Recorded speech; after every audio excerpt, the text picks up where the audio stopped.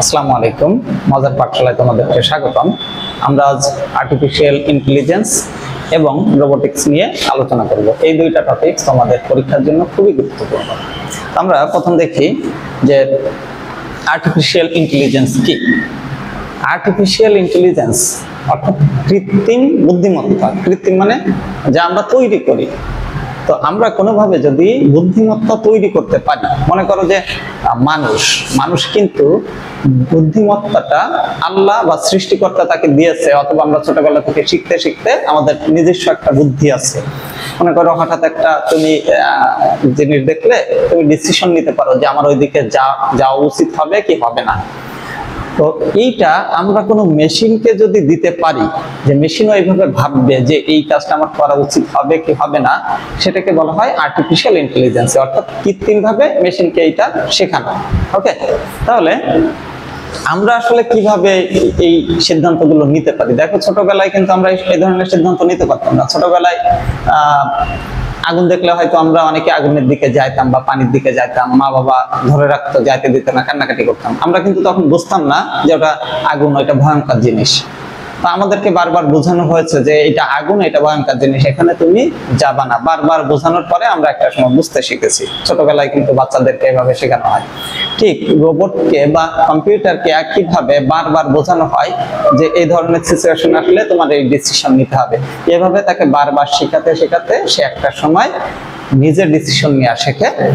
সেটাকে আমরা বলি আর্টিফিশিয়াল ইন্টেলিজেন্স বা এআই। বাংলা এটাকে বলা হয় কৃত্রিম বুদ্ধিমত্তা।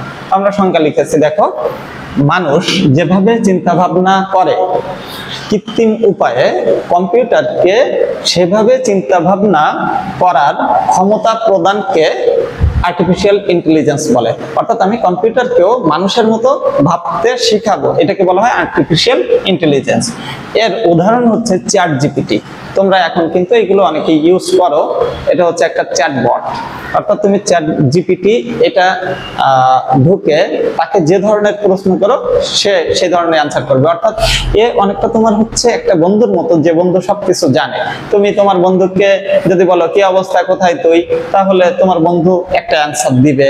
তারপরে যদি বলো বন্ধু কেমন আছিস, বন্ধু কিন্তু বলবে হ্যাঁ ভালো আছি, তুই কেমন আছিস। তুমি এই চ্যাট জিপিটিতে ঢুকে তুমি যদি ওকে ওই ধরনের প্রশ্ন করো, ওই ধরনের অ্যান্সার করবে। তারপরে তুমি যদি ওর সাথে মজা করো, ও দেখবা যে তোমার সাথে মজা করতেছে।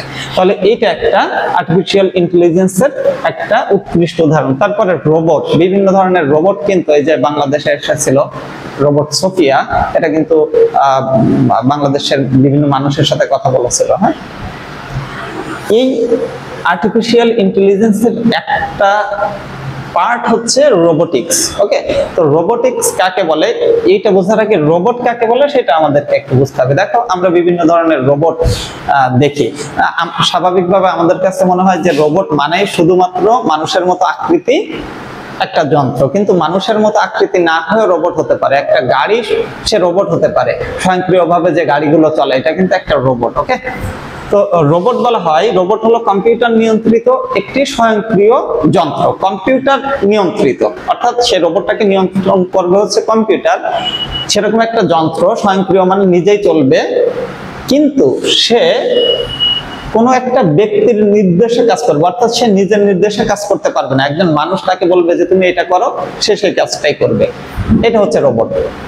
আর রোবোটিক্স বলা হয় হচ্ছে প্রযুক্তির যে শাখায় রোবটের গঠন, তারপরে তার কাজ, এগুলো নিয়ে আলোচনা করা হয়, সেই শাখাকে বলা হয় রোবোটিক্স। তাহলে রোবট হচ্ছে কম্পিউটার নিয়ন্ত্রিত এমন একটি যন্ত্র যে কাজ করে কোন একটা ব্যক্তির নির্দেশে।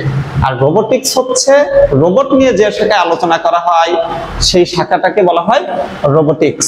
ওকে, তাহলে রোবট বা রোবোটিক্স কিন্তু আমাদের প্রচুর পরিমাণ কাজে লাগে। রোবট কোথায় কোথায় কাজে লাগে দেখো, এখন হচ্ছে স্বয়ংক্রিয় গাড়ি চলে, টেসলা অর্থাৎ হচ্ছে ইলন মাস্কের যে কোম্পানি, তারা কিন্তু অলরেডি স্বয়ংক্রিয় গাড়ি চালানোর স্বয়ংক্রিয় গাড়ি তৈরি করেছে, যেখানে কোনো ড্রাইভার লাগবে না। সে ডিটেক্ট করতে পারবে যে আমার সামনে কোনো অবজেক্ট আছে কিনা, গাড়ি আছে কিনা। যদি থাকে তাহলে সে তার স্পিড কমায় দেবে, না থাকলে স্পিড বাড়াবে।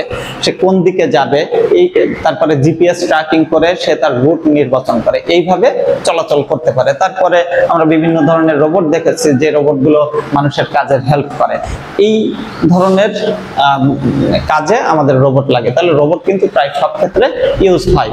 যদি আসে যে কোথায় ব্যবহার হয়, তুমি বিভিন্ন জায়গায় চিকিৎসা ক্ষেত্রে, শিল্প ক্ষেত্রে, তারপরে হচ্ছে ফায়ার সার্ভিসের ক্ষেত্রে তুমি নিজের মতো বানাই দিবা, কোনোটা অসঠিক হবে না। বাংলাদেশে ইউজ না হলেও পৃথিবীর অন্য জায়গায় এটা অলরেডি ইউজ শুরু হয়েছে।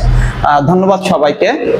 আমরা প্রথম চ্যাপ্টারের সবগুলো টপিকস যেগুলো খুবই গুরুত্বপূর্ণ সেগুলো কভার করলাম খুব দ্রুত।